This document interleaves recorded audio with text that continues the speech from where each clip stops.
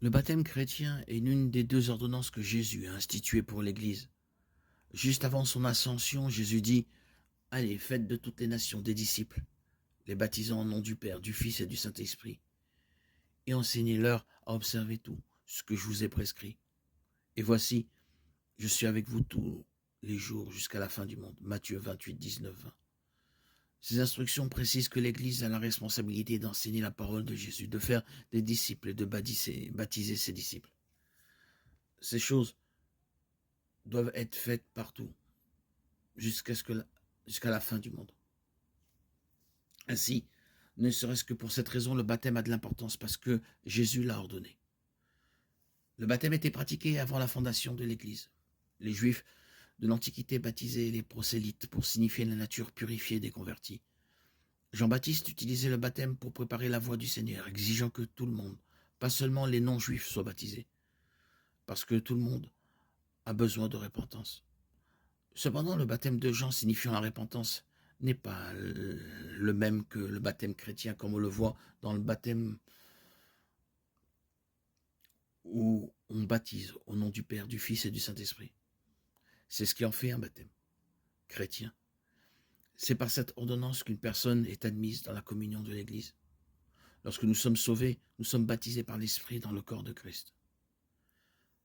Le baptême chrétien est le moyen par lequel une personne fait une profession publique de foi. Dans les eaux du baptême, une personne dit sans un mot « Je confesse ma foi en Christ. Jésus a purifié mon âme du péché. Et j'ai maintenant une vie nouvelle de sanctification. » Très simplement, le baptême est un témoignage extérieur du changement intérieur dans la vie d'un croyant. Le baptême chrétien est un acte d'obéissance au Seigneur après le salut.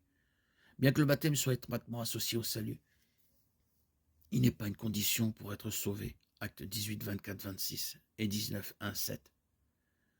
Le baptême chrétien a une signification plus profonde. 1 Corinthiens 12, 13 dit « Nous avons tous été baptisés dans un seul esprit pour former un seul corps, soit juif, soit grec, soit esclave, soit libre.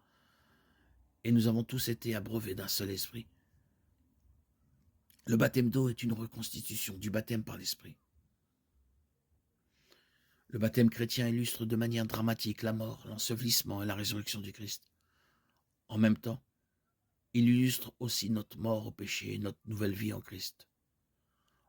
Lorsque le pécheur confesse le Seigneur Jésus, il meurt au péché, Romains 6, 11, et est ressuscité à une vie toute nouvelle, Colossiens 2, 12. Être immergé dans l'eau représente la mort au péché, sortir de l'eau représente la vie purifiée et sainte qui suit le salut. Romains 6, 4 le dit ainsi. Nous avons donc été ensevelis avec lui par le baptême en sa mort, afin que, comme Christ est ressuscité des morts par la gloire du Père, nous aussi, nous vivions en nouvelle vie. La Bible montre à plusieurs endroits que l'ordre des événements est le suivant. Une personne croit au Seigneur Jésus et elle est baptisée. Cette séquence est visible dans Acte 41. Ceux qui acceptèrent le message de Pierre furent baptisés. Acte 16, 14, 15. Un nouveau croyant en Jésus-Christ doit désirer être baptisé le plus tôt possible. Dans Acte 8, Philippe annonce la bonne nouvelle de Jésus à l'eunuque éthiopien. Et comme ils étaient en chemin, ils arrivèrent à de l'eau. Qu'est-ce qui s'oppose à ce que je sois baptisé?